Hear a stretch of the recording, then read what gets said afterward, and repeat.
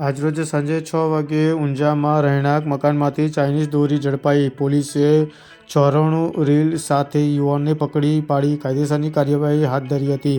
ઊંઝાના Kamli road ઉપર આવેલા એક રહેણાંક મકાનમાંથી પ્રતિબંધિત ચાઇનીઝ દોરીનો મોટો જથ્થો ઝડપાયો છે. ઊંઝા પોલીસે ખાનગી બાતમીના આધારે કાર્યવાહી કરીને 94 રીલ ચાઇનીઝ દોરી સાથે એક યુવાનને ઝડપી પાડ્યો છે. પોલીસ પેટ્રોલિંગ દરમિયાન ઊંઝા કામલી રોડ ઉપરથી સતીમાતા મંદિર નજીક એક મકાનમાં ચાઇનીઝ દોરીનું વેચાણ થતું હોવાનું ગુપ્ત માહિતી મળી હતી કે આ માહિતીના આધારે પોલીસે તાત્કાલિક દરોડા પાડ્યા હતા.